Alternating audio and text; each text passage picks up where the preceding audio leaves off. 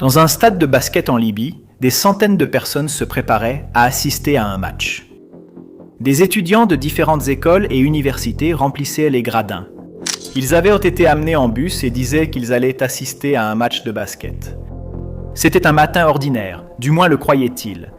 Ce à quoi ils ne s'attendaient pas, c'est que l'exécution d'un étudiant aurait lieu sur ce même terrain, en public, diffusée en direct à la télévision pour que chaque famille en Libye puisse regarder. L'homme qui apparaît sur les images est assis au milieu du terrain, les mains solidement attachées derrière le dos, le visage marqué par la peur. Il semble implorer pour sa propre vie devant la foule. Devant lui, une table avec plusieurs membres du comité révolutionnaire, les représentants du régime, assis comme s'ils étaient des juges. Le nom de cet homme est Sadiq Ahmed Choueidi, un étudiant libyen de 30 ans qui était revenu des États-Unis. Le nom est Sadiq Ahmed Choueidi. J'étudiais en Amérique. Il a été accusé de complot visant à assassiner le dirigeant libyen Mouammar Kadhafi. Ce qui s'est passé sur ce terrain ce jour-là est l'une des scènes les plus troublantes jamais filmées dans le monde arabe.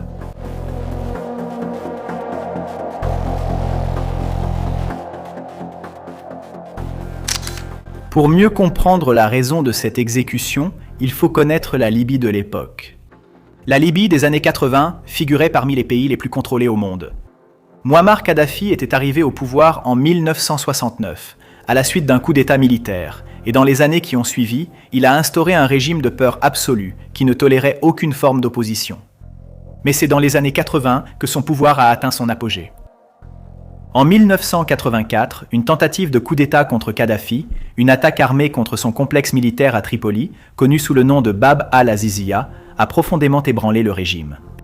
L'attaque a échoué, mais l'impact psychologique sur Kadhafi a été fort. À partir de ce moment-là, il est devenu encore plus paranoïaque et plus brutal. Kadhafi a lancé une campagne implacable de peur, d'arrestation et d'exécution publique. Le message était clair. Toute personne qui s'opposait à la révolution devait se préparer à mourir. Pour imposer cette terreur, il a créé les soi-disant comités révolutionnaires, des groupes armés et idéologiquement formés qui servaient d'yeux et d'oreilles du régime dans tout le pays. Leur mission était simple, surveiller la population et signaler toute personne soupçonnée de s'opposer au système. Ces comités avaient un contrôle absolu sur les universités, les journaux et les institutions publiques. Et ils avaient une peur particulière d'un type spécifique de personnes, les étudiants libyens qui étudiaient à l'étranger. Sadiq Ahmed Choueidi était étudiant en génie électrique. Il avait été envoyé étudier aux États-Unis grâce à un programme de bourse offert par le gouvernement libyen aux jeunes talents.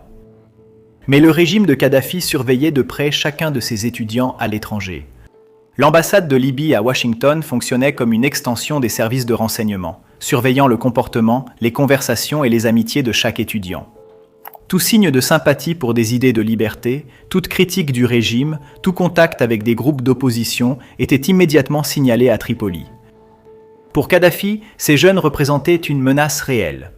Ces personnes avaient en vue de près la liberté de penser en Occident, vécu dans des sociétés où l'on pouvait critiquer le gouvernement sans crainte, et pouvaient revenir en Libye avec des idées dangereuses.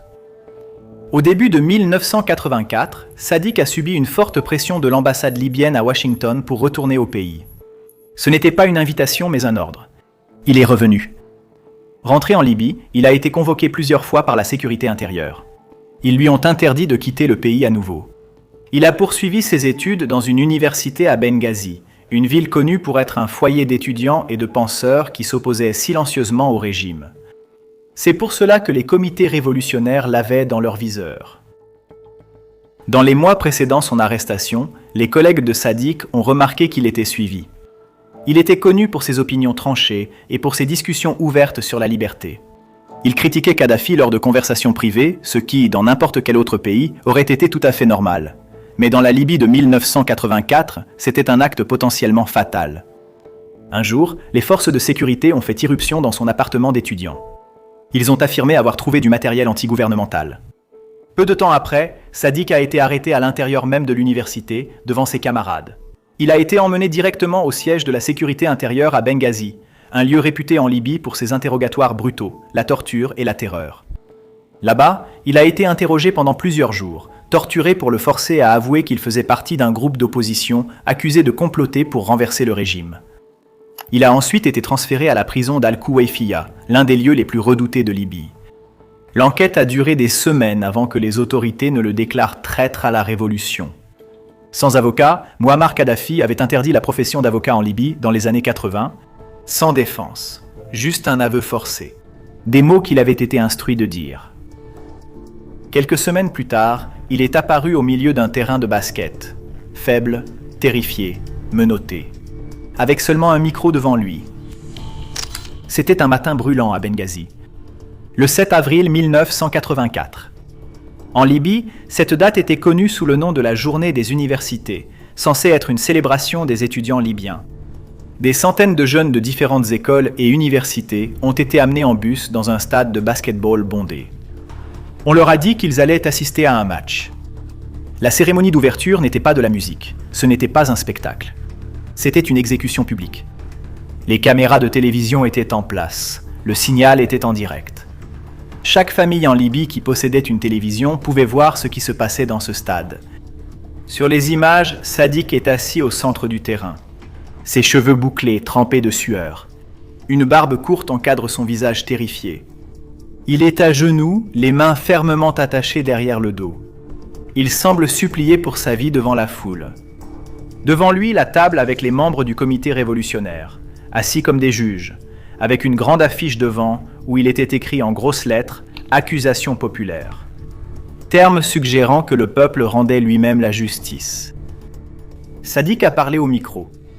Il a lu les mots qu'il avait été forcé de dire. Il a dit avoir rejoint les chiens errants en Amérique. C'est l'expression que Kadhafi utilisait pour décrire ses opposants. J'ai fait partie des chiens errants d'Amérique.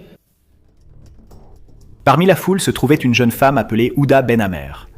Elle a commencé à inciter le public en leur demandant de réclamer l'exécution de Sadiq. Quelques instants plus tard, la sentence de mort a été lue à haute voix. Le frère de Sadiq était à la maison ce jour-là. En voyant la scène à la télévision, il a pris une caméra pour enregistrer le direct. Ensuite, il a gardé les cassettes. Pendant 27 ans, il ne les a jamais revues. Les cassettes sont restées rangées dans le silence. 4 cassettes bêta contenant le procès complet et l'exécution de son frère. Un souvenir trop lourd pour être revisité, mais aussi un souvenir trop important pour être détruit. Après la chute du régime de Kadhafi en 2011, des journalistes étrangers ont commencé à fouiller les archives de la télévision d'État libyenne. On a découvert que certains techniciens et monteurs internes avaient secrètement conservé ou divulgué des copies de certains enregistrements à l'étranger. Lorsque le journaliste a finalement contacté le frère de Sadiq, il a remis les 4 cassettes. Le monde a vu pour la première fois ce qui s'était passé dans ce stade en 1984. Ce que montraient les images était encore plus troublant que toute description possible. Peu de gens savaient que le 7 avril n'avait pas été choisi au hasard. À partir de 1984, chaque 7 avril est devenu une tradition sombre en Libye. Chaque année à cette date, des étudiants universitaires étaient exécutés publiquement devant des milliers de personnes et ces exécutions étaient diffusées en direct à la télévision nationale. C'était la façon pour le régime de célébrer la révolution et en même temps d'envoyer un message de terreur à toute personne qui oserait penser différemment. Les étudiants étaient la cible préférée de Kadhafi parce qu'ils représentaient l'avenir, parce qu'ils avaient accès à des idées et vu le monde au-delà des frontières libyennes. Sadiq Ahmed Choueidi avait étudié aux États-Unis. Il avait vécu dans un pays où la liberté d'expression était un droit fondamental. Il avait vu de ses propres yeux comment fonctionnait une société libre. Et c'est pour cela qu'il est mort. À 30 ans, au milieu d'un terrain de basket, devant des centaines d'étudiants qui avaient été amenés là en pensant qu'ils allaient assister à un match. L'histoire de Sadiq n'est pas seulement celle d'un homme. C'est l'histoire d'un régime qui redoutait tant les idées de liberté qu'il exécutait publiquement ses propres jeunes. Si vous avez aimé regarder cette vidéo jusqu'ici, dites-nous dans les commentaires de quel état vous nous regardez. Abonnez-vous à la chaîne.